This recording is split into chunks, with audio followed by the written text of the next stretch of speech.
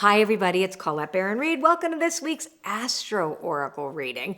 Now, this is something that I cooked up, I don't know, last year or the year before, and found that it was super accurate if you know your sun sign, your ascendant, and your moon. The three cards together is what makes this reading accurate for you individually. So I'm going to be pulling one card per sign, and then I want you to take the first card for your sun sign, the second card is your ascendant, and the third card is your moon. And you'll have three cards in a row that will tell you how your personal experience this week is going to be within that more general reading that we did with the 7 cards yesterday.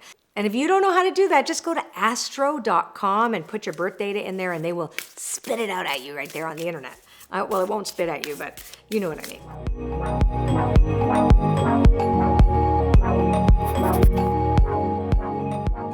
Okay, so let's get going on this one. Let's do Aries. Aries, this week, what does it say? Time machine. So you're going to learn from your past, but don't stay there. So don't get stuck in nostalgia. Not that many Aries do get stuck in nostalgia, but therefore, this is about saying your answers to anything that you need to do has to do with your past. It's the energy center that relates to the past, to security, to safety, etc., and it's card number 3.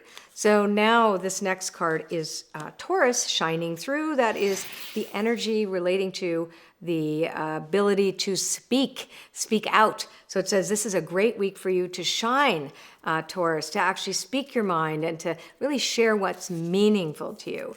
Now we're going to look at Gemini. Gemini, birds of a feather. I always think of Gemini as liking to be with lots of people because all my best girlfriends that are Geminis are like that. And I love Geminis.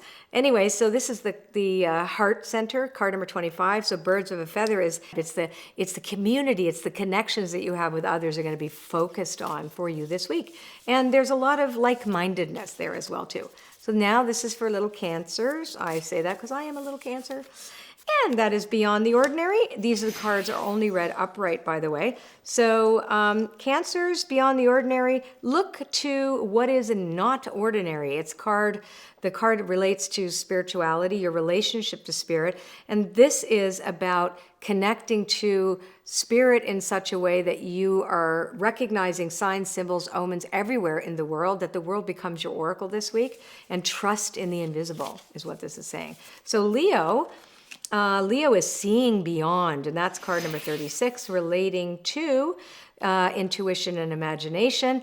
And it's like the third eye, that's what the picture looks like, that you really have strong intuition this week. Wow. So you are totally trusting yourself, and you might even get some glimpses of the future that you're surprised by, but you'll certainly get some messages from spirit delivered to you in unusual ways this week. Next card, Exposed and Revealed. Now this is a card relating to the third energy center, and it is one of the shadow cards in the deck, and that's for Virgo. And that means that you could be dealing with a feeling that you're unsafe or your vulnerability doesn't feel good to you, or that something is revealed to you about yourself that you don't really like.